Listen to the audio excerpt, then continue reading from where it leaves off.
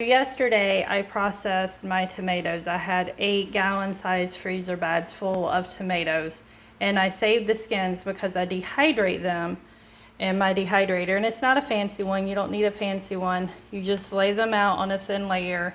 You don't want to crowd them because you want the air to circulate so they can dehydrate faster.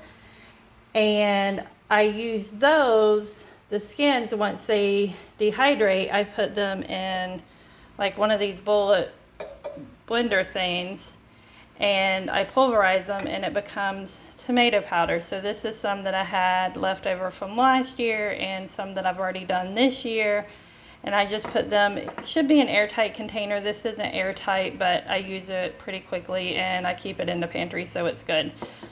And I'm going to need another container for this new batch. This is maybe a third. I don't think it's quite half of what I processed yesterday. It was a lot of tomatoes. I ended up with 11 pints of tomato juice and 10 quarts of spaghetti sauce when it was all said and done. So, and I'll end up with a lot more powder as well. So that's good to add to soups in the winter, and anything else you want to add it to. You could add it to your spaghetti sauce to kind of give it a little bit more tomato kick.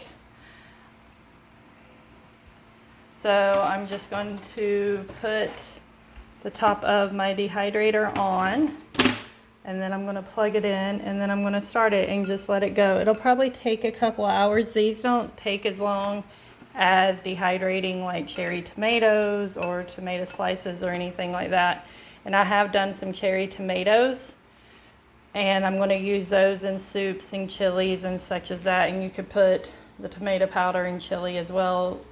So much that you can do. So I'm going to turn this on, and then once they are dehydrated, I'll take them off, put them in this, and blend it, and then put some in here, and then probably another container.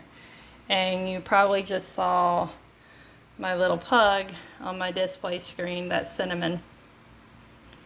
She keeps me company.